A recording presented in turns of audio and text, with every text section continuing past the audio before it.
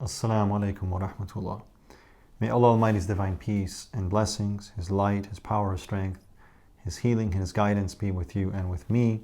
Welcome, beloved brothers and sisters. This is Ihsan, and I want to first and foremost congratulate you on the beginning of the holy month of Rajab. We've entered into a very holy, special, and sacred period in the year, in the lunar calendar year, the Hijri calendar. And these are the 3 months of Rajab, Shaban, and then finally culminating in the holy month of Ramadan.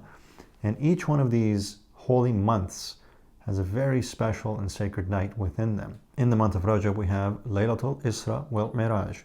This is the night in which the Prophet ﷺ traveled from Mecca to Jerusalem on the Buraq and then ascended into the heavens, into the divine presence of Allah subhanahu wa ta'ala. And in Shaban, we have the Lailatul Nisf Shaban, Lailatul Bara, which is in the middle of the month, and also a very special sacred holy night that has been observed throughout Islamic history as a night of worship and a night of remembrance. And then of course in Holy Ramadan we have Lailatul Qadr, the night of power, the night in which was revealed the Holy Quran to humanity, in which there was a opening and a connection between the presence of Allah subhanahu wa ta'ala, the presence of the divine and creation. And the Prophet ﷺ was given the mandate to begin to convey the message, to call people back to truth, to light, to oneness, to their true selves. So this is a very holy period in our year, and a period of intense spirituality, spiritual activity, spiritual worship. This is the time to increase our ibadah, our worship, our remembrance, our meditation, our prayers, our fasting, our charity. So a brief reminder, inshallah, and hopefully we'll have a chance to maybe touch on some of these topics as well moving forward. The title of this video is A Tale of Two Families. A Tale of Two Families.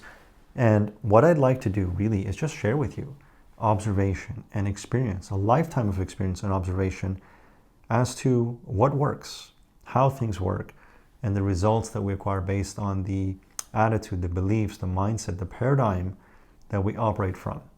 So this is from personal experience, A Tale of Two Families. And what I'd like to share with you simply is what I have observed through relatives, through relationships, through distant family and extended family. And what I've seen, right, I'll try to explain this as best as I can, are two different approaches, two different families. One from the mother's side, one from the father's side.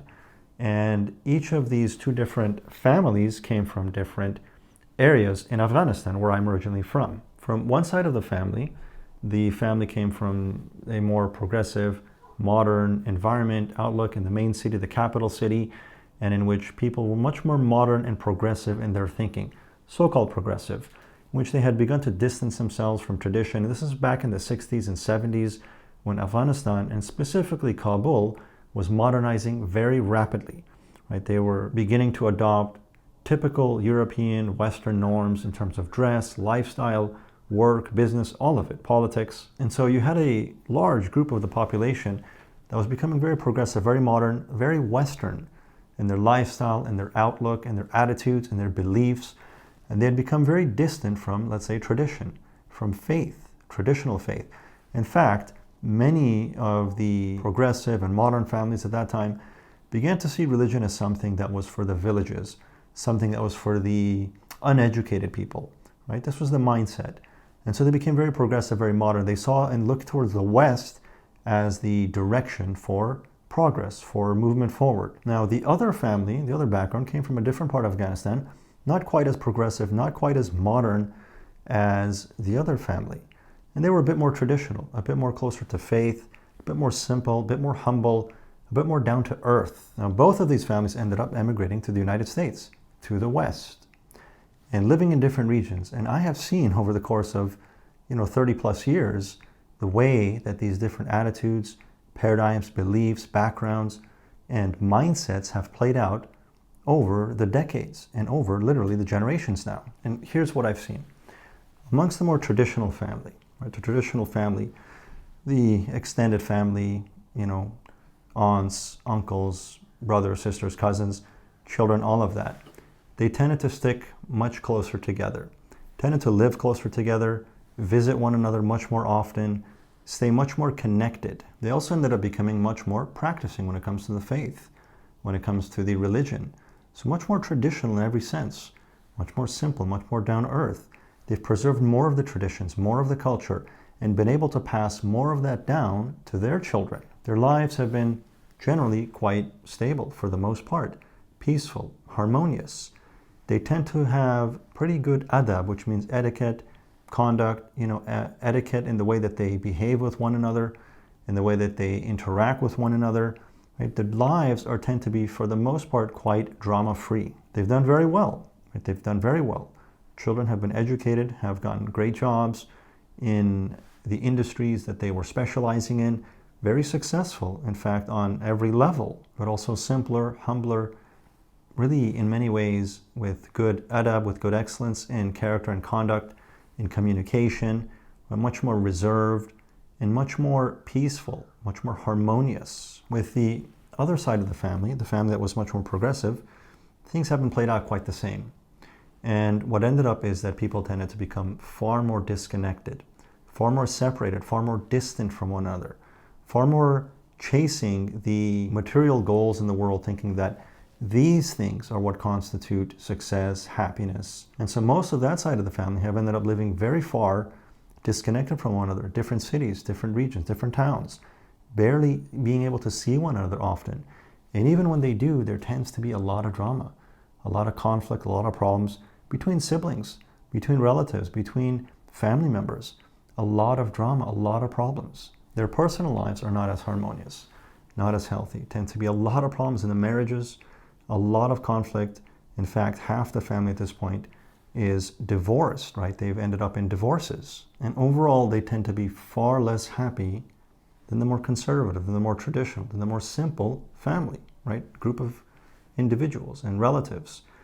The more progressive, the more modern, right, family has had a lot more problems in their lives, a lot more disconnection, and a lot more unhappiness, a lot more depression.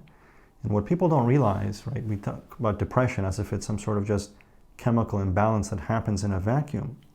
So much of depression has directly to do with our relationships, or very often the lack of healthy, nurturing, supportive, loving relationships, the lack of connected relationships. So much of depression is from isolation. And it doesn't mean just being physically isolated to the point that there's nobody around. You'll notice that in modern families, people tend to have other people in the home, but they're so disconnected that everybody's living separate, isolated, independent lives. There's no real convergence in their lifestyles. They often don't even eat together. They rarely speak to one another. Everybody's living in the same house, but very disconnected. And we know that this is the opposite of the way of faith, of religion, of Islam, of the way that our Prophet ﷺ taught us to live in ways that are close, that are connected, where there's genuine love and harmony between human beings. And my Shaykh, Qaddasallahu Sirruhu, may Allah Almighty bless him, raise him and increase them and preserve them. They always taught that adab is the basis and the foundation of the way of the spiritual path. And adab means good character, good behavior, good manners, respect, humility. That is adab. And you see in traditional families, this is what traditional culture preserves, is adab. Modern culture is the dissolution, the loss of adab, the doing away of traditional norms and ways of being, ways of interacting. Respect is lost. And when respect is lost, love is lost, humility is lost, good character is lost, conflict results, conflict ensues. The traditional way of thinking is collective. It's about the family, it's about the tribe, it's about we. And I've done a video on this several years ago called Me versus We, where I first really began to become aware of these two different paradigms, these two different ways of thinking, right? Traditional cultures emphasize we, the collective, us, that our strength, our survival, our health, our happiness is codependent. We are interdependent, I should say, on one another. Nobody exists in a vacuum, and our strength is from our connection to one another. Modern culture, materialist culture, is the exact opposite. It places absolute importance and emphasis on the me, the individual. And this is a trap, because isolated and alone, we are weak. We were not created to be isolated and alone. That is not the way for human beings. Allah subhanahu wa ta'ala says in the Quran, verily you have been created weak. And that which is weak, this is literally what made it possible for the human race not just to survive, but to ascend to supremacy. It was integration. It was interdependence. It was collective cooperation rather than independent. Nobody could have gone anywhere throughout human history operating independently and alone. We literally formed families and tribes, not just to survive, but to thrive. It is our connections, our relationships, our connectedness to one another that made the human race so powerful, so effective, so ascendant in the hierarchy of creatures on this planet. What modern culture is doing is actually making us extremely weak by separating us, isolating us, fragmenting us. And technology, ultimately, this is the purpose that it's ending up serving: fragmentation, separation, isolation. So on the one hand, we see one family that's more collective in their thinking. They're stronger, they're happier, they're more resilient, and they're more successful. The other family, more independent in their thinking, more individualistic in their thinking, and in many ways more materialistic in their thinking. They're more depressed, more disconnected, relationships are more conflict-ridden, families are far more broken. And so we have these two paradigms: tradition, culture, which is based in faith, and the modern progressive way of life, which is based in materialism. One leads to strength and success, both in this life and in the world beyond. The other leads to failure in both worlds. So, brothers and sisters, we have a choice. We may not realize that we have a choice and that we are making a choice, but we have a choice and we are responsible for our choices. We have a choice to follow the guidance that has been revealed to us for our benefit. Whatever Allah Almighty has revealed to humanity from the beginning to the end, what each prophet brought: Abraham, Moses, Noah, Jesus, Muhammad sallallahu alaihi wasallam, what they brought was for you. It was for me. It was for us. It doesn't do anything for God. All of faith, all of religion, all of revelation is a gift. The gift of guidance. Guidance towards what? Guidance towards health, towards happiness, towards success. What is the happiness of a human being? What is the happiness of a human being? Everybody's seeking happiness. How does one attain happiness? What constitutes happiness for a human being? It's very simple, right? And I'll talk about this inshallah at length somewhere else. But very simply, the happiness of a human being is having their basic needs met, food and shelter, and then it really comes down to the basic needs plus the health and the strength of their relationships. Family, so much of faith, so much of religion, so much of spirituality comes down to the relationships between human beings. First and foremost, the relationships between family members. This is why our Prophet ﷺ said that the best of you amongst his companions, he said, the best of you are those who are best to their families, best to their spouses. The happiness of a human being is in their home. Right? The closest we will experience heaven is in the health and the harmony that we experience at home. There's no way around this. No amount of material success, no amount of worldly achievement or notoriety will replace the most basic needs of human beings, which are healthy relationships. No matter what we achieve, if we don't have people to share that with, if we don't have a family to share that with, or close connected relationships to share that with, we will not truly be able to enjoy these things. I did a video as well on this called Happiness is Only Real When Shared. Happiness only real when shared. And this was a life lesson of Chris McCandless, who ventured off into the wilderness seeking happiness, independent, isolated, and alone, and eventually realized that whatever he was experiencing, it was empty when he was not able to share it with others, with his family. And in the end, wanted to return to his family, who he had completely rejected, because he realized the importance of family. Yet unfortunately, he misidentified some berries, died along the way, and they found his journal, and they wrote an entire book about it, made a movie about it called Into the Wild. Had that not happened, I truly believe that his soul gave his life so that we can learn this lesson, to realize that happiness is only real when shared. The individualist life, the me-first lifestyle paradigm, attitude, belief system, leads nowhere. It leads to misery, it will lead to unhappiness, it will lead to suffering, because we were not designed, we were not created to live isolated and alone. Yet that is the net result of the modern materialist approach, the industrialist approach to life.